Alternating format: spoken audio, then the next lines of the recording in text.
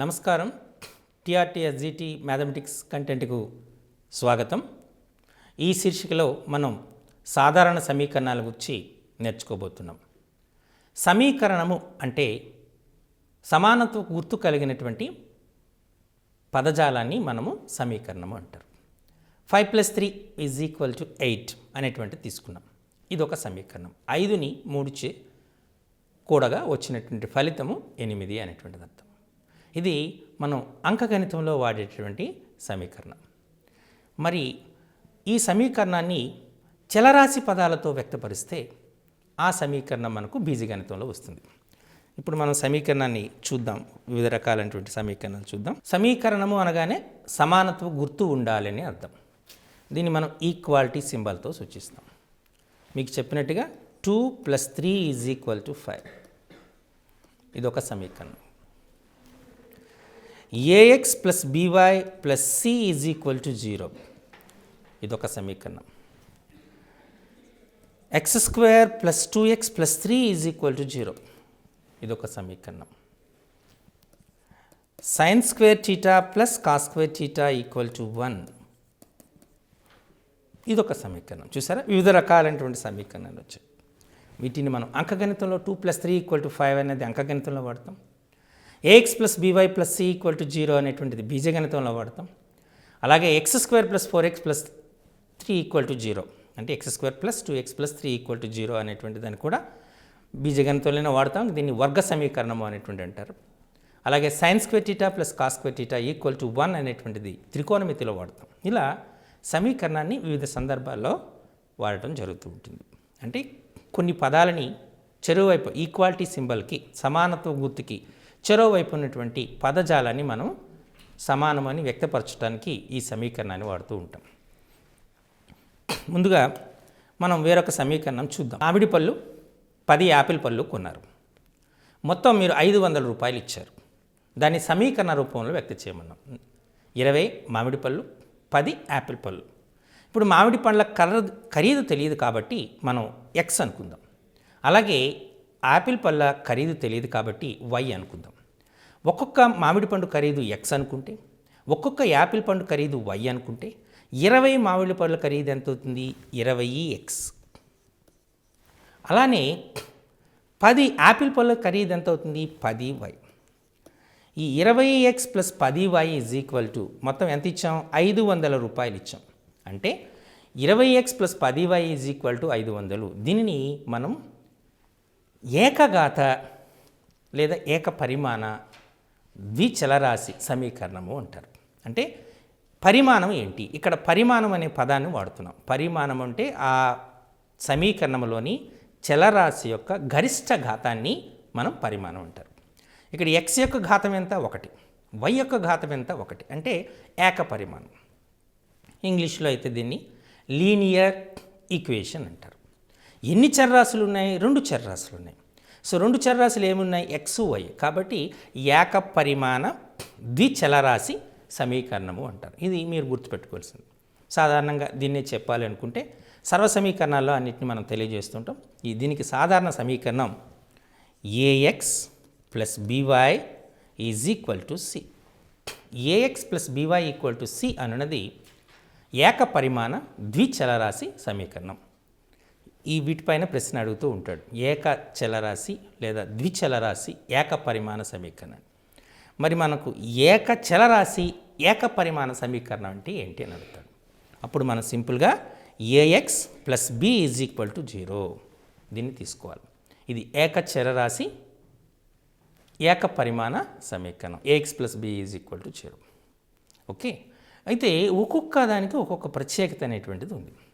ax + by = c అనేటువంటిది ఒక రేఖను సూచిస్తుంది, సరళ రేఖను సూచిస్తుంది. ఇది ఎలా సూచిస్తుందో కూడా మనం చూద్దాం. అయితే మనం ద్విచలరాశి ఏకపరిమాణ సమీకరణాన్ని రెండింటిని చూద్దాం. చూస్తే ముందుగా a1x + b1y + c1 = 0 ఇదొక సమీకరణం చూసాం. a2x + b2y + c2 = 0 వేరొక సమీకరణం చూసాం. a1x + b1y + c1 = 0, a2x plus b2y plus c2 equal to 0 అని ద్విచలరాశి ఏకపరిమాణ చలన సమీకరణాన్ని చూసాం. ఇందులో a1 b1 c1 a2 b2 c2 అనేటువంటివి గుణకాలుగా పరిగణిస్తాం. ఇవి మనకు ఏవైనా వాస్తవ సంఖ్యలు అవుతాయి. xyలు అనేటువంటివి మనకు చరరాశులు అవుతాయి. వీటిని మనం పోల్చి చూస్తే, అంటే గుణకాలను పోల్చి చూస్తున్నాం. a1/a2 is equal to b1/b2 is equal to c1/c2 అయింది అనుకుందాం. దీని నియమం 1 అందాం. నియమం 1. ఈ నియమం 1 సంభవించింది, జరిగింది అనుకుంటే a1/a2 equal to b1/b2 equal to c1/c2 అంటే గుణకాల యొక్క నిష్పత్తి సమానము అనుకుందాం. అప్పుడు అటువంటి సమీకరణాన్ని మనము పరస్పర ఆధారిత సమీకరణాలు అంటారు. అంటే డిపెండెంట్ ఈక్వేషన్స్, పరస్పర ఆధారిత సమీకరణాలు. ఈ పరస్పర ఆధారిత సమీకరణాలు అంటారు. మీరు ఎలా చెప్పగలిగారు? అంతేకా ఉదాహరణ అంటే 2x plus 3y is equal to 5 అనేటువంటిది ఒకదాన్ని తీసుకున్నాం. 4x plus 6y equal to 10 అనేటువంటిది ఒకదాన్ని తీసుకుందాం. So 2x plus 3y is equal to 5, 4x plus 6y equal to 10 అనేటువంటి రెండు సమీకరణాలు తీసుకున్నాం. ఈ రెండు సమీకరణాన్ని మనం పరస్పర ఆధారిత సమీకరణాలు అన్నాం. ఎందుచేత 2/4 is equal to 3/6 is equal to 5/10 అంతేనా? 2/4 అంటే మనకు 1/2 వస్తుంది. 3/6 అంటే 1/2 వస్తుంది. 5/10 ఈక్వల్ టు 1/2. అంగీకరిస్తారా? అంటే ఇక్కడ మనకేమవుతుంది, వాటి గుణకాల నిష్పత్తి సమానం. అయితే ఎలా వీటిని పరస్పర ఆధారితం అన్నాము అని మీకు ఒక సందేహం రావచ్చు. మొదటి సమీకరణం 2x plus 3y equal to 5, దీన్ని సమీకరణం 1 అనుకున్నారనుకోండి. 4x plus 6y is equal to 10 సమీకరణం 2 అనుకున్నారనుకోండి. ఇప్పుడు సమీకరణము 1ని సమీకరణము 2 చేత గుణించాం. సమీకరణం 1 ఏమిటి? 2x plus 3y is equal to 5. ఈ మొత్తము సమీకరణాన్ని మనము 2 చేత గుణించాం. గుణించారనుకోండి, అప్పుడు ఏమవుతుంది? 4x plus 6y is equal to 10. కావాలంటే చూడండి, రెండో సమీకరణం 4x plus 6y equal to 10 వచ్చిందా? అంటే మొదటి సమీకరణాన్ని 2 చేత గుణిస్తే రెండవ సమీకరణం ఉత్పన్నమైంది. కాబట్టి రెండవ సమీకరణం మొదటి సమీకరణంపై ఆధారపడి ఉంది. లేదా రెండవ సమీకరణం 2 చేత భాగిస్తే మొదటి సమీకరణం వస్తుంది. అంటే రెండవ సమీకరణము మొదటి సమీకరణంపై ఆధారపడి ఉంది, మొదటి సమీకరణము రెండవ సమీకరణం పైన ఆధారపడి ఉంది. వీటిని పరస్పర ఆధారిత సమీకరణాలు అంట. ఎందుకు? 1 2 దానిపై ఆధారపడి ఉంది, 2 మొదటి దానిపై ఆధారపడి ఉంది అని. కాబట్టి అయితే ఏదైనా ఒక ఏక పరిమాణ ద్విచలరాశి సమీకరణము ఒక సరళ రేఖను సూచిస్తుంది. ఇది చాలా ఇంపార్టెంట్ బిట్. ద్విచలరాశి ఏకపరిమాణ సమీకరణము దేన్ని సూచిస్తుంది అనేటువంటిది అనగానే మీరు ఖచ్చితంగా సరళ రేఖ అని రాయాలి. ఇది మీరు బాగా గుర్తుపెట్టుకోవాల్సినటువంటి అంశం. ఓకే, ఇప్పుడు మనం చూద్దాం అనేటువంటిది ఎలా సూచిస్తుంది అని చెప్పడం. ఇక్కడ మనం ఒక సింపుల్ మెథడ్ని మనం ఉపయోగిస్తున్నాను. సింపుల్ మెథడ్ అంటే ఇది ప్రజెంట్ టెక్స్ట్ బుక్లో ఇవ్వలేదు, కానీ ఇది చాలా సులభమైనటువంటి పద్ధతి. ఉదాహరణకి మీరు 2x plus 3y is equal to 6 అనేటువంటి దాన్ని ఒక సమీకరణం తీసుకున్నారు. దీన్ని మనం ఒక గ్రాఫ్ షీట్ పైన గుర్తించాలి. గ్రాఫ్ షీట్ పైన గుర్తిస్తున్నాము అంటే ముందు x అక్షము y అక్షము అనేటువంటిది గీయాలి. అక్షాలంటే అర్థం ఏంటి మనకు? మీరు ఇప్పుడు అక్షాలు అన్నారు. అక్షాలంటే అర్థం ఏంటి? వాస్తవానికి అక్షము అనగానే మనకు గుర్తు రావాల్సినటువంటిది నెంబర్ లైన్. నెంబర్ లైన్ అని గుర్తుపెట్టుకోవాలి. అంటే సంఖ్యారేఖ. ఇందులో కొత్తదనం అంటూ ఏం లేదు, ఒక సంఖ్యారేఖ అన్నమాట. ఓకే, దీన్ని 0 అనుకోండి, దీన్ని 1 అనుకోండి. అంటే సంఖ్యారేఖ పైన మనం ఏం సూచిస్తాం చేయాలి. 1 2 3 4 5 6 7 సో ఆన్. అలాగే -1 -2 -3 -4 y అక్షంపై 1 2 3 4 అని తీసుకున్నారు. దీంట్లో -1 -2 -3 -4 అలా ఉంది. సో 2x + 3y = 6 అని తీసుకున్నారు కదా. ఈ 2x + 3y = 6ని మీరు చేయవలసింది ఏంటి అంటే 2x + 3y = 6 అనే సమీకరణం తీసుకోండి. ఈ స్థిర పదము పైన 6తో డివైడ్ చేయండి. అంటే 2x/6 + 3y/6 = 6/6. 2x/6 అంటే 2 1s 2 3s 3 1s 3 2s 6 get cancel. అంటే మనకి ఏమొస్తుంది x/3 + y/2 = 1. అంటే x అక్షము పైన 3 అనేటువంటి బిందువు వద్ద గుర్తు, y అక్షం పైన 2 అనేటువంటి బిందువు వద్ద ఖండిస్తుంది. ఈ రెండింటినీ మనం కలిపాం, వచ్చినటువంటి సరళ రేఖే 2x + 3y = 6ని సూచిస్తుంది. చూసారా? అయితే వాస్తవాన్ని దీన్ని టెక్స్ట్ బుక్లో మనం ఎలా ఇచ్చామంటే ప్రజెంట్ టెక్స్ట్ బుక్లో ఒక టేబుల్ వేసుకుంటున్నాం. అంటే 2x + 3y = 6. ఆ టేబుల్ ఎలా ఉందో చూద్దాం. అంటే మీరు 2x + 3y = 6 తీసుకున్నారు కదా. అంటే 3y = 6 - 2x అని రాస్తారు. Or y = 6 - 2x/3. ఇప్పుడు ఏం చేస్తారంటే మీరు జనరల్గా x y అనే టేబుల్ వేసుకుంటారు. xని 0 ఇస్తారు, అప్పుడు y ఏమవుతుంది 6 - 0/3 అంటే 2 అవుతుంది. అలాగే xని 1 ఇస్తారు అంటే 4/3 వస్తుంది. xకి 2 ఇస్తారు అంటే 2/3 అవుతుంది. xకి 3 ఇస్తారు 0 అవుతుంది. xకు -1 ఇస్తారు 8/3 అవుతుంది. xకు -2 ఇస్తారు 10/3 అవుతుంది. xకు -3 ఇస్తారు, -3 అంటే 12/3 అవుతుంది. 12/3 అంటే 4. ఇలా మీరు xకు వాల్యూస్ ఇచ్చి y వాల్యూస్ని కనుక్కుంటారు.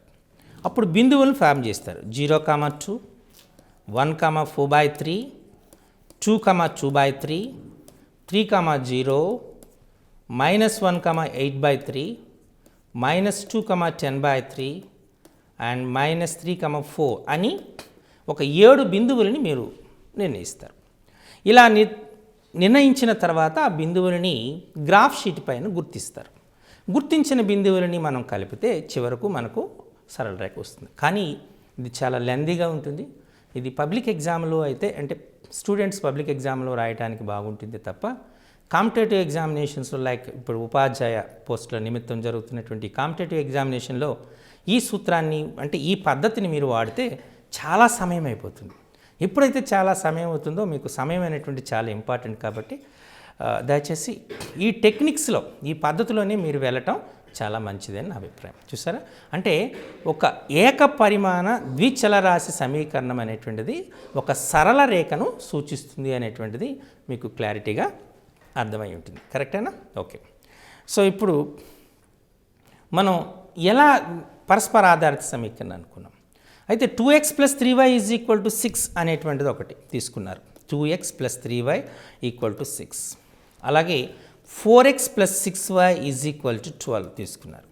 ఈ రెండింటిని పరస్పర ఆధారిత సమీకరణాలు అనేటువంటి చెప్తున్నాం. అంతేనా? ఇప్పుడు దీన్ని ఫర్ ఎగ్జాంపుల్ దీన్ని తీసుకునేటువంటి ఒక గ్రాఫ్ను సూచించామనుకోండి. ఇది ఎక్కడ కట్ అవుతుంది? 1 2 3 4 -1 -2 1 -1 -2 -3 1 2 3 4 వేశారు. ఇది y అక్షము, ఇది x అక్షము తీసుకుంటే ఇప్పుడు మీరు చూపించినట్టు ఇది ఇక్కడ 2x/6 + 3y/6 = 6/6 అంటే x/3 + y/2 = 1. x అక్షాన్ని 3 అనే బిందువు వద్ద, y అక్షాన్ని 2 అనే బిందువు వద్ద ఖండిస్తుంది. కాబట్టి వీటిని మనం చూస్తే ఇది సరళ రేఖ వచ్చింది. ఇది మీరు గమనించారు 2x + 3y = 6 అని. ఇప్పుడు రెండో సమీకరణం తీసుకుందాం. 4x + 6y = 12. 4x + 6y = 12 అంటే 4x/12 + 6y/12 = 12/12 అని తీసుకున్నాం. 4 1s 4 3s 3 1s 3 2s 12 get cancel. అంటే ఇది కూడా x/3 + y/2 = 1. అంటే x అక్షాన్ని 3 అనే బిందువు వద్ద, y అక్షాన్ని 2 అనే బిందువు వద్ద ఖండిస్తుంది. కాబట్టి ఆ రేఖ కూడా ఈ రేఖతో ఏకీభవిస్తుంది. ఇది 4x plus 6y is equal to 12. చూసారా, అంటే రెండు సమీకరణాలు ఒకే సరళ రేఖను సూచిస్తాయి. ఎప్పుడైతే ఒకే సరళ రేఖను సూచిస్తాయో ఆ రెండు కూడా ఏమవుతాయి, పరస్పర ఒకదానికొకటి ఏకీభవించేటువంటి సరళ రేఖలు అవుతాయి. ఎప్పుడైతే ఏకీభవించాయో వాటి యొక్క ఉమ్మడి బిందువులు లేదా ఖండన బిందువుల సంఖ్య అనంతం అవుతుంది. ఈ సమీకరణాలు సాధించారనుకోండి, సాధనలు కూడా అనంతమవుతాయి. ఎక్స్కి ఒక విలువ ఇస్తే వై ఒక విలువ వచ్చింది. ఇప్పుడు ట్యాబ్లర్ ఫామ్ చూసాం. అంటే ఈ సమీకరణాలకి సాధనల సంఖ్య అనంతం. అలాగే ఈ సరళ రేఖలకు ఉమ్మడి బిందువు లేదా ఖండన బిందువుల సంఖ్య అనంతం. ఇక్కడ సాధనల సంఖ్య ఖండన బిందువుల సంఖ్యకు సంబంధం ఉంది. కాబట్టి a1/a2 is equal to b1/b2 is equal to c1/c2 అయితే ఆ సమీకరణాల్ని పరస్పర ఆధారిత సమీకరణాలు అంటారు. ఇంగ్లీష్లో అయితే డిపెండెంట్ ఈక్వేషన్స్ అంటారు. అలానే ఆ సమీకరణాల్ని అంటే ఆ రేఖలని, ఆ సమీకరణాలు సూచించబడిన రేఖలు ఒకదానికొకటి ఏకీభవించేటటువంటి సరళ రేఖలు అవుతాయి, కోఇన్సిడెంట్ లైన్స్. చాలా వరకు ఇక్కడ కొంత కన్ఫ్యూజ్ అవుతారు.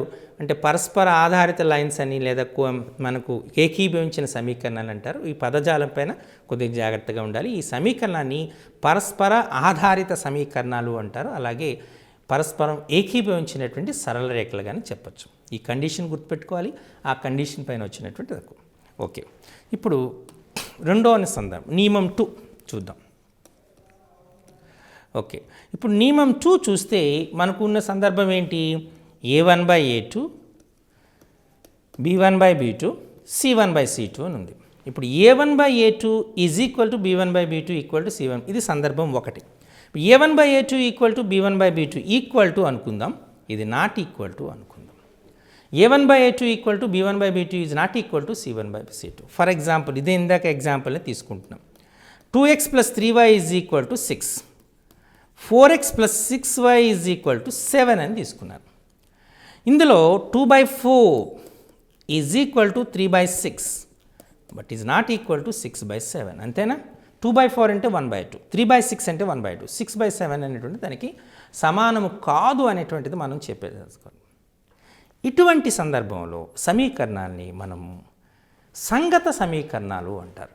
సంగత సమీకరణాలు, కన్సిస్టెంట్ ఈక్వేషన్స్ అంటారు.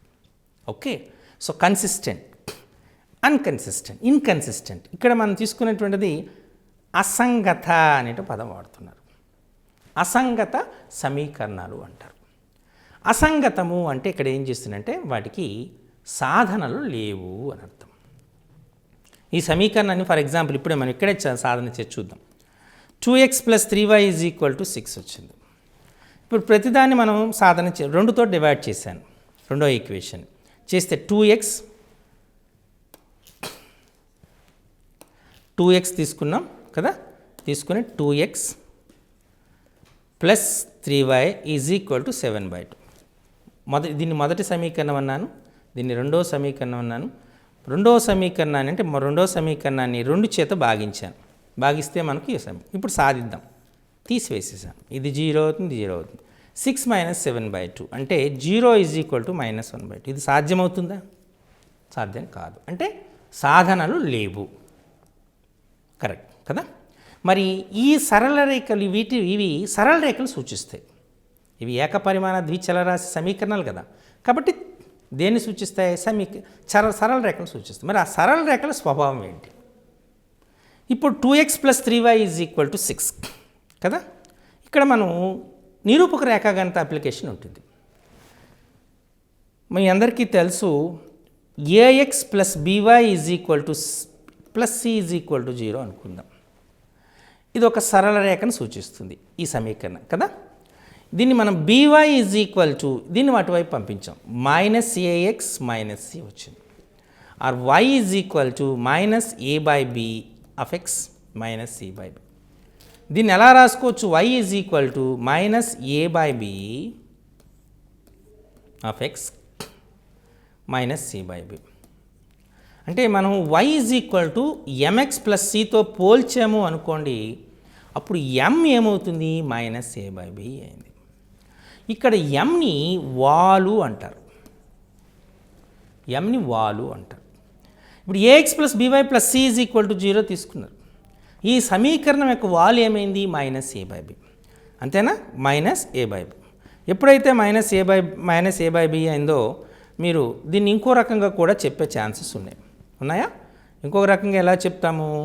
ఎం ఈజ్ ఈక్వల్ టు వాలు is equal to minus x గుణకము బై వై గుణకము, మైనస్ ఎక్స్ గుణకము బై వై గుణకం, ఇలా చెప్పడం జరుగుతుంది. ఇప్పుడు మనం ఇందాక లెక్కను చూసుకుందాం. 2x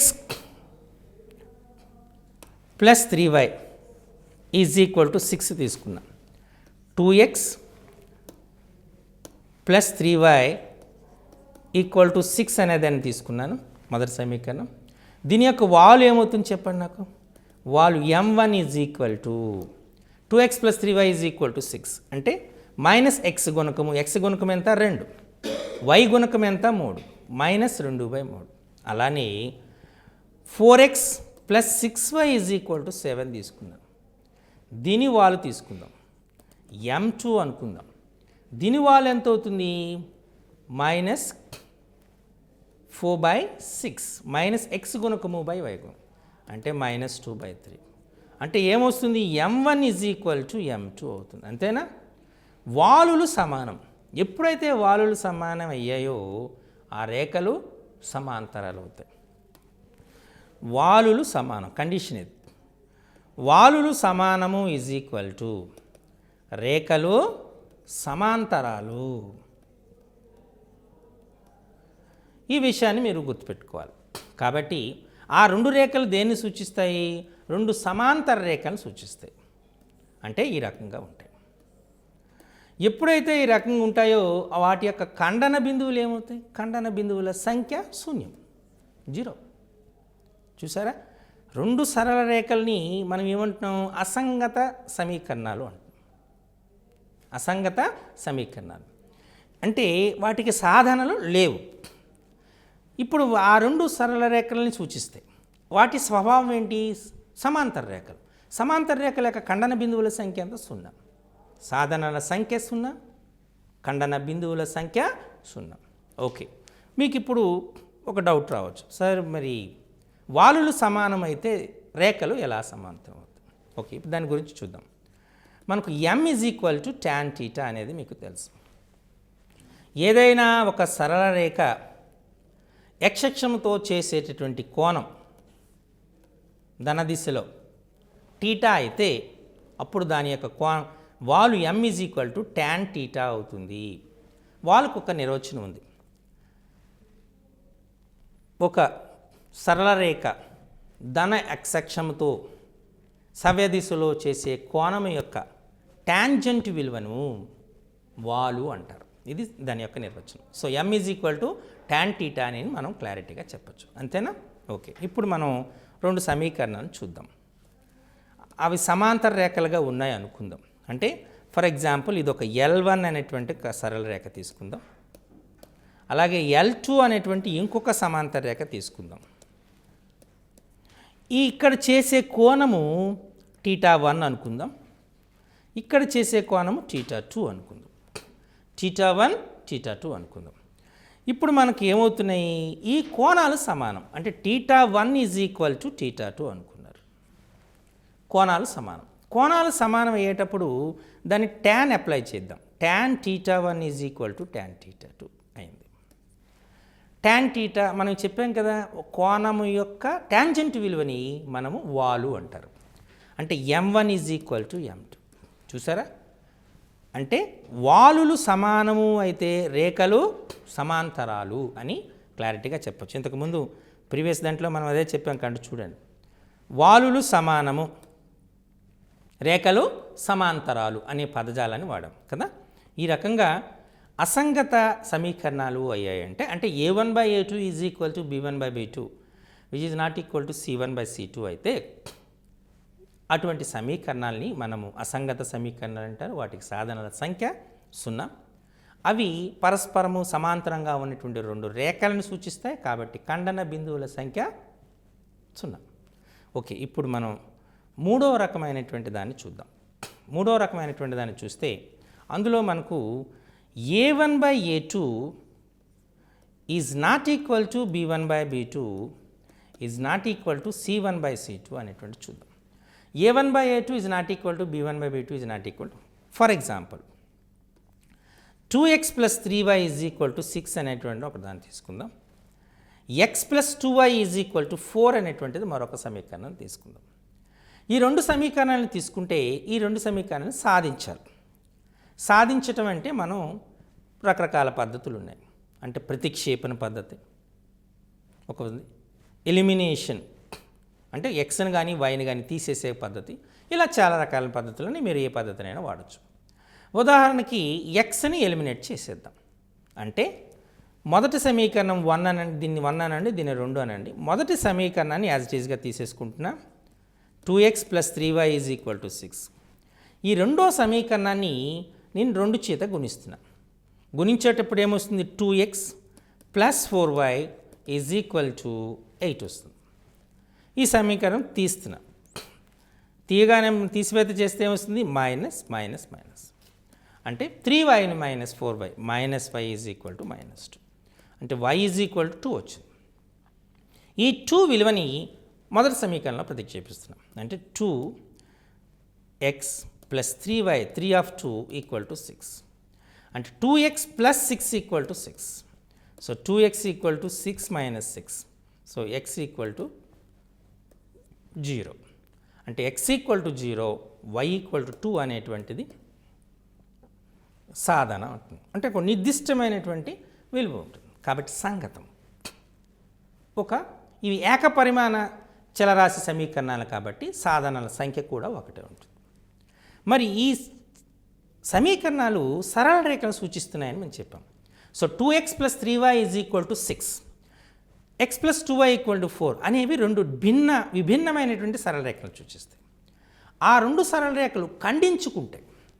సో కాబట్టి ఖండన బిందువుల సంఖ్య 1 ఉంటుంది. అంటే సంగతం నిర్దిష్టంగా ఉంటుంది. చూసారా? కాబట్టి వీటిని అసంగత సమీకరణాలు అంటారు. సరళ రేఖల పరంగా చెప్పాలంటే ఖండన రేఖలు అంటారు. సో వీటిపైన ఖచ్చితంగా మీకు 1 లేదా 2 ప్రశ్నలు వచ్చే ఆస్కారం ఉంటుంది.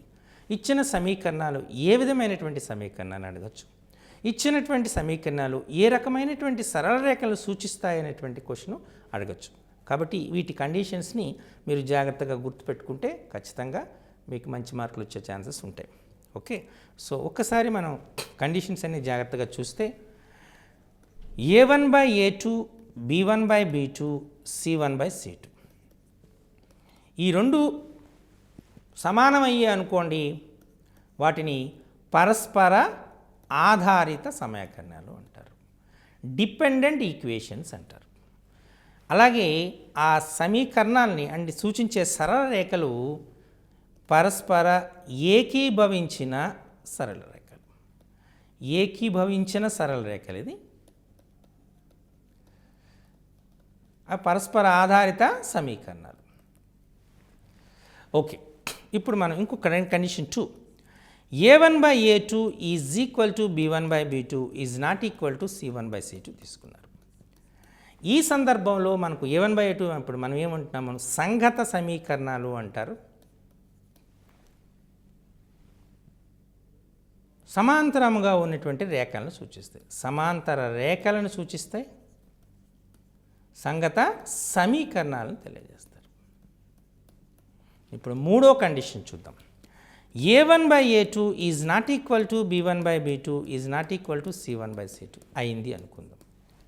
వీటిని అసంగత సమీకరణాలు అంటారు, ఇన్కన్సిస్టెంట్ ఈక్వేషన్స్ అంటారు. ఆ సరళ రేఖలు ఖండన రేఖలు అంటారు. ఓకే, మొదటి నియమము వర్తిస్తే సాధనల సంఖ్య అనంతం. రెండో నియమం వర్తిస్తే సాధనల సంఖ్య లేదు, అంటే 0. మూడో నియమం వర్తిస్తే సాధనల సంఖ్య నిర్దిష్టం 1. అలాగే సరళ రేఖల పరంగా చెప్పాలంటే మొదటి నియమం వర్తిస్తే ఖండన బిందువుల సంఖ్య అనంతం. అలా కాకుండా రెండో నియమం వర్తిస్తే ఖండన బిందువుల సంఖ్య 0. మూడో నియమం వర్తిస్తే ఖండన బిందువుల సంఖ్య 1. ఈ రకంగా మనం ఈ పరస్పర ఆధారిత సంగత అసంగత సమీకరణాలు మనం సూచించవచ్చు. వీటిని గ్రాఫ్పై కూడా మనకు అడిగే ఆస్కారం ఉంటుంది. కొన్ని సందర్భాల్లో కొన్ని అప్లికేషన్ క్వశ్చన్స్ కూడా మనకు అడిగే క్వశ్చన్ ఆస్కారం ఉంటుంది. కాబట్టి వాటిని కూడా మీరు జాగ్రత్తగా పరిశీలించాలి. ఉదాహరణకి modulus x plus modulus y is equal to 1. దీనిచే ఆవరించబడినటువంటి ప్రదేశ వైశాల్యం ఎంత? ప్రదేశ వైశాల్యం అడుగుతాడు. Modulus x plus modulus y is equal to 1 చే ఆవరించబడినటువంటి ప్రదేశ వైశాల్యం ఎంత అని అడుగుతాడు.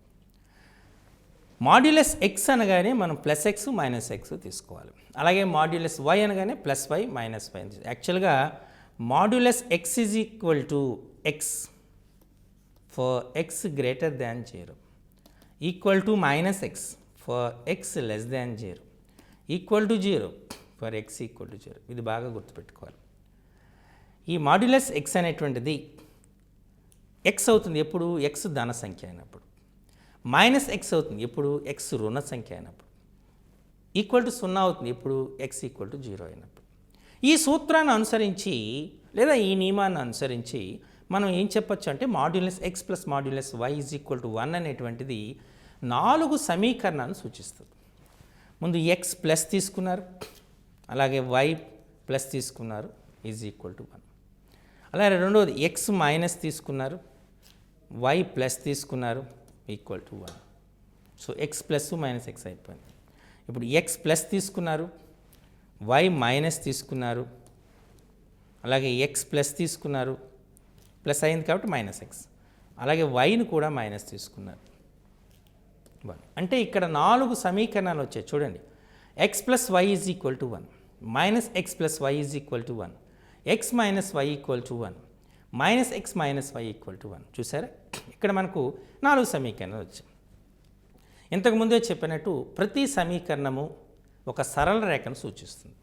సో ఈ 4 సమీకరణాలు మనం తీసుకుందాం. ముందుగా మనం గ్రాఫ్ వేసుకుందాం. గ్రాఫ్ వేసుకుంటే ఇది 0, ఈ ఎక్స్ యాక్సెస్ 1 2 3 ఇలా వేద్దాం. 1 2 3 తీసుకుందాం. -1 -2 -3, అలాగే 1 2 తీసుకుందాం. మొదటి సమీకరణం ఏమనుకున్నాం? X plus y is equal to 1. దీన్ని అంతర్ఖండ రూపంలో రాద్దాం. అంటే x by 1 plus y by 1 is equal to 1.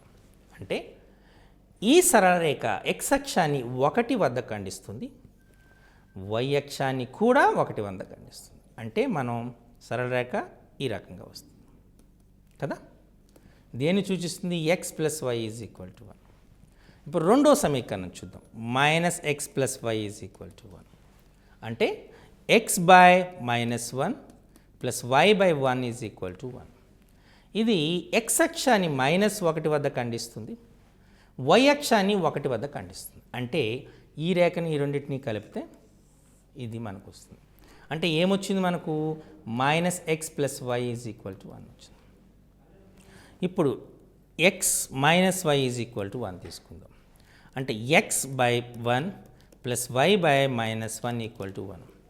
X అక్షాన్ని 1 వద్ద, వై అక్షాన్ని -1 వద్ద ఖండిస్తుంది. ఈ రెండు రేఖల లెక్క తీసుకుందాం. అంటే మనకేమొచ్చింది? X minus y is equal to 1.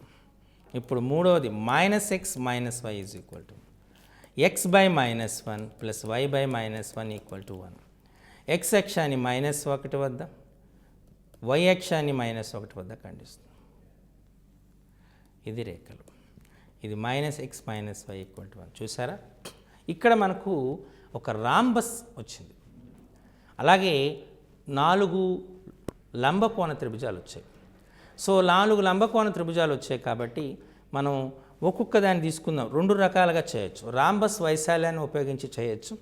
Rhombus వైశాల్యానికి సూత్రం ఏంటి? ఆఫ్ d1 d2, అంతేనా? ఆఫ్ d1 అంటే దీని పొడవు, మొదటి కర్ణం పొడవు ఎంత? ఇదొక యూనిట్, ఇదొక 2 యూనిట్లు.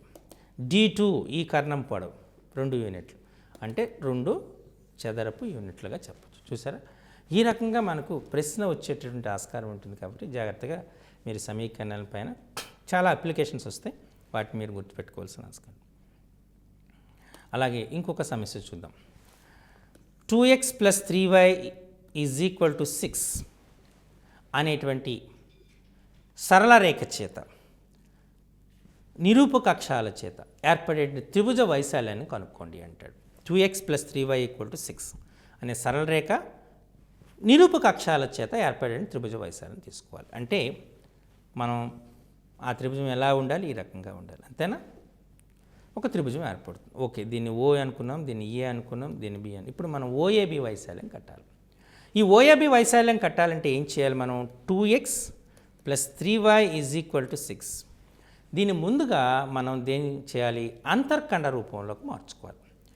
ఎప్పుడైతే అంతర్ఖండ రూపంలోకి మనం మార్చుకుంటున్నామో 2x + 3y = 6 అంతర్ఖండ రూపంలో మారుస్తున్నామో, మార్చేటప్పుడు మనకు జనరల్గా చేయవలసినటువంటిది ఈ స్థిర పదం చేత భాగించాలి. అంటే 2x/6 + 3y/6 = 6/6. 2x/2 1s 2 3s 3 1s 3 2s అంటే మనకేమొచ్చింది? x/3 + y/2 = 6/6 అంటే 1.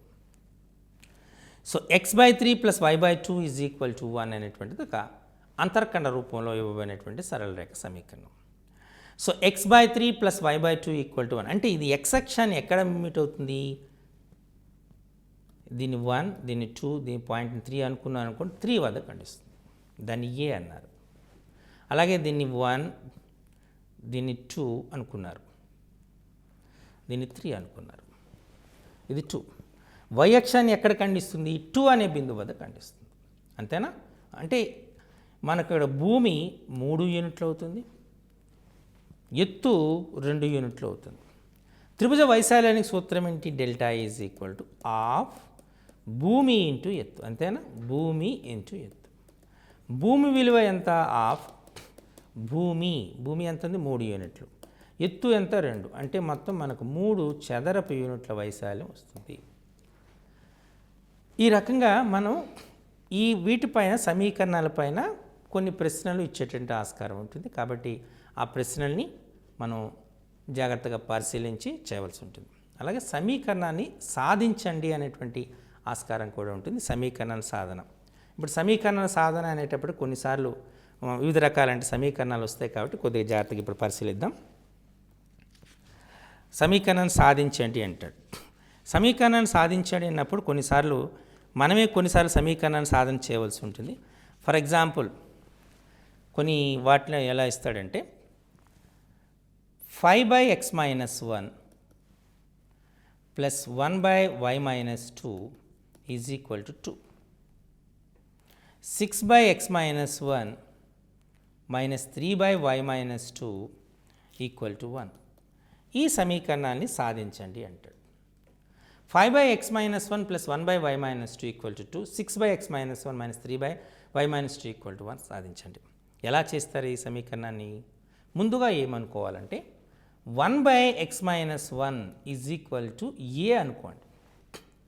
అలాగే 1/y - 1 = b అనుకోండి. ఇలా అనుకుంటే అప్పుడు మన మొదటి సమీకరణం అవుతుంది 5 × 1/x - 1 కదా, 5a.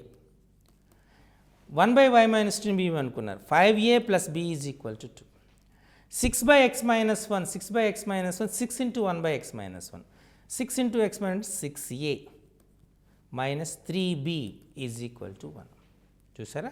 అంటే మనం 5a + b = 2, 6a - 3b = 1 అని 2 సమీకరణాలు వచ్చాయి. ఈ 2 సమీకరణాన్ని ఇప్పుడు మనం సాధించాలంటే అప్పుడు ఏం చేస్తాము? గుణకాలను సమానం చేసామనుకోండి, ఒక రాశి లోపిస్తుంది. ఇప్పుడు మొదటి సమీకరణం, దీన్ని మొదటి సమీకరణం అనుకుంది, రెండవ సమీకరణం. ఇప్పుడు మొదటి సమీకరణాన్ని 3 చేత గుణించాం అనుకోండి, అప్పుడు ఏమవుతుంది? 15a + 3b = 6 అవుతుంది. ఇప్పుడు రెండవ సమీకరణం యాజ్ ఇట్ ఈస్గా తీసుకుందాం. 6a - 3b = 1. అంటే మనకు ఇక్కడ తీసుకుంటే కలిపేమో అనుకోండి, ఈ +3b - 3b క్యాన్సిల్ అవుతుంది. ఏమొస్తుంది? 21a = 7. అంటే ఏ ఈజ్ ఈక్వల్ టు 7/21 1/3 అంటే ఏ ఈజ్ ఈక్వల్ టు ఎంత వచ్చింది మనకు 1/3.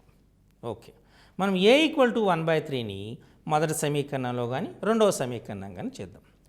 ఉదాహరణకు మనం రెండవ సమీకరణంలో చేద్దాం. అంటే 6a - 3b is equal to 1. మనం ముందు పేజీలో చూద్దాం దాని ఇన్ఫర్మేషన్ ఏమైనా వచ్చింది. ఏ వాల్యూ ఎంత వచ్చింది 1/3.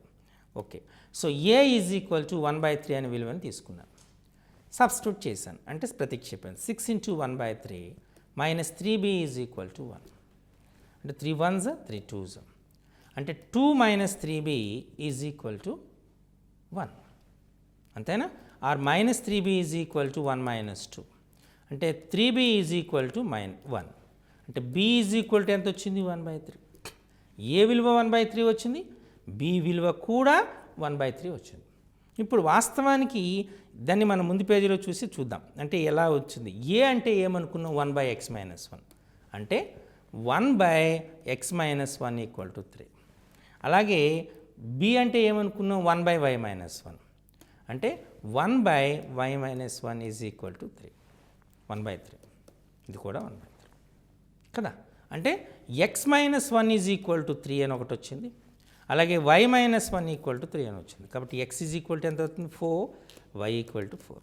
అంటే మనకి ఈ సమీకరణం యొక్క సాధన రెండు కూడా x equal to 4, y equal to 4. ఈ సమీకరణం చూడండి, ఇక్కడ ఏమొస్తున్నాయి మనకు హారములో వేరియబుల్స్ ఉన్నాయి, చలరాశులు ఉన్నాయి. ఇటువంటి సందర్భంలో వాటిని మనం ఏ బీలు అనుకొని చేస్తే లెక్కను సులభంగా చేయవచ్చు. ఓకే, ఇప్పుడు మరొక సమీకరణం, మోడల్ సమీకరణం చూద్దాం. 6x + 3y is equal to 6xy. 2x + 4y equal to 5xy. ఈ సమీకరణాలను సాధించండి అన్నాడు. 6x + 3y is equal to 6xy, 2x + 4y equal to 5xy అని ఇచ్చాడు. ఇప్పుడు 6x + 3y equal to 6xy అంటే మనం ఏం చేయాలి, ముందు xyల చేత భాగించాలి మొత్తం సమీకరణాన్ని. అంటే 6x / xy + 3y / xy is equal to 6xy / xy. So x get cancel, y get cancel, xy get cancel. అంటే ఇది ఏమొస్తుంది 6/y + 3/x is equal to 6 అని వచ్చింది అయినా. దీన్ని సమీకరణం 1 అనుకుందాం. ఓకే, ఇప్పుడు రెండవ సమీకరణం చూద్దాం. వచ్చిన సమీకరణాన్ని రాద్దాం. ఇప్పుడు వచ్చింది కదా సమీకరణం, ఆ సమీకరణాన్ని రాద్దాం. ఏమొచ్చింది 6/x 6/y + 3/x is equal to 6. ఇది కరెక్టో లేదో ప్రీవియస్ పేజ్ చేసి చూద్దాం. కరెక్టేనా? 6/y + 3/x equal to 6. Okay, ఇప్పుడు రెండవ సమీకరణాన్ని చూద్దాం. రెండవ సమీకరణం 2x + 4y equal to 5xy. 2x + 4y is equal to 5xy. దీన్ని కూడా మనం xyతో భాగిద్దాం. 2x/xy + 4y/xy is equal to 5xy/xy. అప్పుడు ఈ x get cancel, y get cancel, అంటే 2/y + 4/x is equal to 5. ఇది రెండవ సమీకరణం. 2/y + 4/x is equal to 5. Okay, ఇప్పుడు ఈ రెండు సమీకరణాన్ని సాధన చేయాలి. ముందు ఏమనుకుంటున్నాం 1/yని a అనుకుందాం, 1/xని b అనుకుందాం. అప్పుడు సమీకరణాలు ఎలా మారుతాయి 6a + 3b is equal to 6, 2a + 4b is equal to 5. ఇవి ఈ సమీకరణాన్ని మనం సాల్వ్ చేద్దాం, సింప్లిఫై చేద్దాం. అంటే దేన్ని సింప్లిఫై చేయడం ఈజీ, మొదటి సమీకరణాన్ని యాజ్ ఇట్ ఈజ్గా తీసుకున్నాం. అంటే 6a + 3b is equal to 6. ఇప్పుడు రెండో సమీకరణం ఏంటో ఒకసారి చూద్దాం. రెండో 2a + 4b ఈక్వల్ టు 5. ఈ 2a + 4b ఈక్వల్ టు 5ని మనం 2a + 4b ఈక్వల్ టు 5 దీన్ని మనం 3 చేత గుణిద్దాం. ఈ సమీకరణాన్ని గుణిస్తే ఏమొస్తుంది 6a + 12b ఈక్వల్ టు 15. ఈ రెండు సమీకరణాలు వచ్చాయి కదా. ఇవి రెండు సమీకరణాలని మనం తీసివేద్దాం. తీసివేస్తే మైనస్ మైనస్ మైనస్ క్యాన్సిల్ అవుతుంది. 12bలో 3b అవుతే 9b, 15లో 6 పోతే 9 కదా. కాబట్టి b ఈజ్ ఈక్వల్ టు ఎంత అవుతుంది 1. ఈ b ఈక్వల్ టు 1 ఏ సమీకరణాన్ని సబ్స్టిట్యూట్ చేద్దాం. 6a plus 3 into 1 plus 6 is equal to 6 or 6a equal to 3. a equal to 3/6 1/2. Okay, మనకు యాక్చువల్గా ఏమొచ్చింది 1/y is equal to a అనుకున్నాం. కాబట్టి 1/y ఈజ్ ఈక్వల్ టు 1/2 అంటే y ఈజ్ ఈక్వల్ టు ఎంత వచ్చింది 2. అలానే 1/x is equal to b అనుకున్నాం. b వాల్యూ ఎంత 1 అంటే 1/x is equal to 1. So x is equal to ఎంత వచ్చింది 1 అంటే x equal to 1 y equal to 2 అనేటువంటివి సమీకరణ సాధనలు అవుతాయి. చూసారా, ఈ రకంగా కూడా సమీకరణాన్ని అడిగేటటువంటి ఛాన్సెస్ ఉన్నాయి. ఇప్పుడు మరొక సమీకరణాన్ని మనం ఇప్పుడు చూద్దాం. ఈ సమీకరణాన్ని చూసే ముందు అంటే కొన్ని సందర్భాల్లో మనకి కొన్ని యాడ్ చేయవలసినవి కూడా ఉంటాయి. ఉదాహరణకి ఏదైనా ఒక సమీకరణం చూస్తే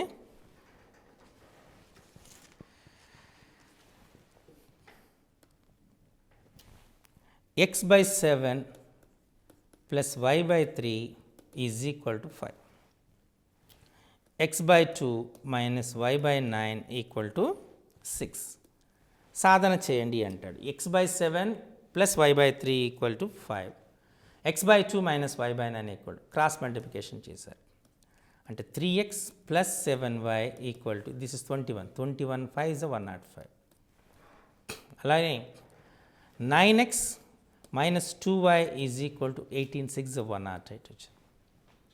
చూసారా, అంటే ముందు ax plus by is equal to c or ax plus by plus c equal to 0 రూపంలో మార్చుకో. తర్వాత సింపుల్గా సమీకరణాన్ని సాధించడం చేయాలి. మొదటి సమీకరణం రెండో సమీకరణం మధ్య ఒక సంబంధం ఉంది. ఏంటిది? మొదటి సమీకరణంలో x గుణకం 3, రెండవ సమీకరణంలో x గుణకం 9. కాబట్టి మొదటి సమీకరణాన్ని 3 చేత గుణించాం అనుకోండి. ఈ సమీకరణాన్ని 3 చేత గుణించాం. గుణిస్తే ఏమొస్తుంది మనకు 9x plus 21y is equal to 315 315. అలాగే రెండో సమీకరణం యాజ్ ఇట్ ఈజ్గా తీసుకుంటున్నాం. 9x minus 2y equal to 108 తీసివేసాం. మైనస్ ప్లస్ మైనస్ అంటే 23y 23y is equal to 315 minus 108 అంటే 207 వచ్చింది కదా. 207 y ఈజ్ ఈక్వల్ టు 207/23. 23 ఒకటిలో 23 9 అని చెప్పొచ్చు. అంటే y ఈజ్ ఈక్వల్ టు 9 వచ్చింది. ఈ y ఈక్వల్ టు 9ని ఏదో ఒక సమీకరణంలో సబ్స్టిట్యూట్ చేయొచ్చు. For example 9x minus 2y minus 2 into 9 equal to 108. అంటే 9x is equal to 108 plus 18 అంటే 9x equal to 126. So x equal to ఏమవుతుంది 126/9. 9 1s 9 14s అంటే x ఈక్వల్ టు ఎంత వచ్చింది 14. So x equal to 14, y equal to 9 అనేటువంటిది మనకు చేస్తుంది. ఈ రకంగా మనం ఈ రూపంలో ఉన్నటువంటి సమీకరణాన్ని కూడా సాధన చేయొచ్చు. మరి ఇంకొక సమీకరణాన్ని మనం ఇప్పుడు చూద్దాం. సమీకరణాలను సాధన చేస్తున్నప్పుడు మనం ఏ రకమైనటువంటి సమీకరణాలు సాధన చేయాలి అనేటువంటిది మీకు చాలా ఇంపార్టెంట్. కొన్నిసార్లు చూస్తే పెద్ద సమీకరణంలా కనబడుతుంది. అంటే 217x plus 131y equal to 913 వస్తుంది. అలాగే 131x plus 217y equal to 827 వస్తుంది. సో ఇలా సమీకరణాలు వచ్చినప్పుడు మనం ఏం చేయాలి? 217x ప్లస్ 131y దీన్ని మనం సమీకరణం 1 అనుకుందాము, సమీకరణం 2 అనుకుందాం. ఇలా చేసేటప్పుడు ముందు ఈ రెండు సమీకరణాన్ని మనం జాగ్రత్తగా పరిశీలిస్తే కూడితే తీసివేసిన ఒకే రకమైన విలువలు వస్తాయని మీరు గమనించాలి. కూడండి.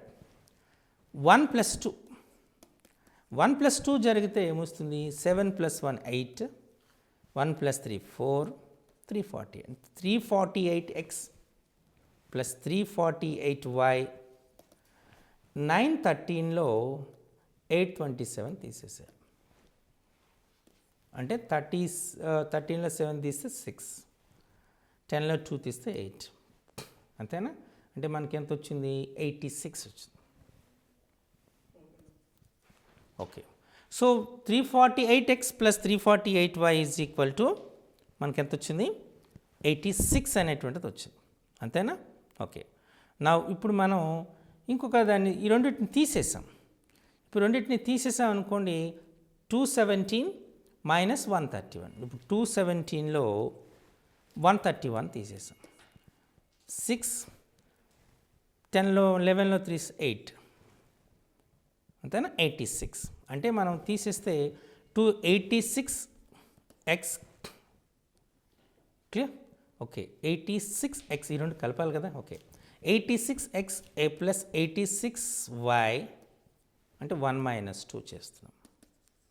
ఇక్కడ ఎక్కువ ఉంది కాబట్టి మనం మైనస్ వస్తుంది. 86x minus 86y equal to 86 వస్తుంది. ఇక్కడ మనం చూస్తే ఈ రెండు యాడ్ చేయాలి కదా, యాడ్ చేద్దాం. యాడ్ చేసేటప్పుడు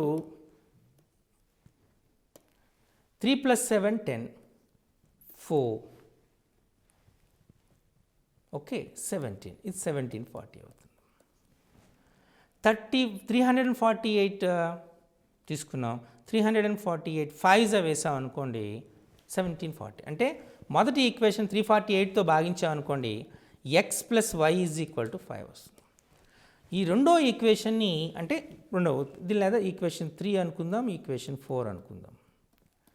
ఈక్వేషన్ 3ని 5 చేత భాగించాం, 348 చేత భాగిస్తే మనకు x plus y equal to 5 వచ్చింది. ఈక్వేషన్ 4ని 86తో భాగించాం, అప్పుడు x minus y is equal to 1 వచ్చింది. ఈ రెండింటిని ఇప్పుడు యాడ్ చేసాం. చేస్తే ఏమొచ్చింది మనకు 2x, ఈ రెండు క్యాన్సిల్ అవుతాయి, 6. సో x ఈక్వల్ టు 3 అంటే y ఈజ్ ఈక్వల్ టు 2. అంటే x equal to 3, y equal to 2. చూసారా? అంటే ఇప్పుడు మనం కొన్ని సమీకరణాలు చూస్తే పెద్ద సమీకరణాలు ఉన్నాయనుకుంటాం, కానీ జాగ్రత్తగా వాటిని పరిశీలిస్తే మనం ఈ సిస్టమ్ ఆఫ్ ఈక్వేషన్స్ అనేటువంటి అంటారు. వీటిని రెండింటిని కలపటం, రెండింటిని తీసివేయటం, ఇలా భిన్న రకాలైనటువంటి పద్ధతులు అనేటువంటి ఉన్నాయి సమీకరణాన్ని సాధించడానికి. సో ఎప్పుడైతే మనం ఈ సమీకరణాన్ని సాధించడానికి ఈ పద్ధతులన్నీ వాడుతున్నామో ఆ ఒక్కొక్క దానికి ఏ పద్ధతిని దేనికి వాడాలి అనేటువంటిది చాలా ముఖ్యమైనటువంటి అంశం. ఇప్పుడు మీకు చాలా రకాలైన సమీకరణాలు చెప్పాను. ముందుగా హారంలో ఉంటుంది. హారంలో ఉండేటప్పుడు, చరరాశి ఉండేటప్పుడు మీరు అప్పుడు దాన్ని ఆ హారంలో ఉన్నటువంటి దాన్ని మీరు ఏ అనుకుని ఆ సమీకరణాన్ని సాధారణ రూపంలో మార్చవచ్చు. లేదా XY రూపంలో ఉంటుంది. ఇప్పుడు మీరు కొన్ని చూసి ఉంటారు. ఇప్పుడు మీరు x/7 + y/3 = 5 అని వచ్చింది. ఇక్కడ హారంలో లేవు, కానీ ఇది అంతర్ఖండ రూపంలోనే ఉందే తప్ప సాధారణంగా ax + by + c = 0 రూపంలో లేదు. కాబట్టి అప్పుడు మీరు చేయవలసిన పని ఏంటి? దాన్ని ax + by + c = 0 రూపంలో మార్చుకొని సమీకరణం సాధించారు. ఇప్పుడు మరో సమీకరణం చూద్దాం. ఇక్కడ చూసేటప్పటికి మనం సమీకరణం చూసేటప్పటికి 2x + 4y = 5xy అని ఉంది. xy అనే పదాలు ఉన్నాయి. అప్పుడు మీరు ఏం చేయాలి? xy చేత భాగించి అప్పుడు మనకు ఒక సమీకరణం, ఉత్క్రమ సమీకరణాలు వస్తాయి. అంటే 1/y 1/x. ఈ ఉత్క్రమ సమీకరణాలు వచ్చినప్పుడు మీరు చేయవలసిన పని 1/xని a అనుకుంటారు, 1/yని b అనుకుంటారు. ఇప్పుడు ప్రీవియస్గా చూస్తే ఇంకొక మనం సమీకరణం చూస్తే 5/x - 1 + 1/y - 2 = 2 అని వచ్చింది.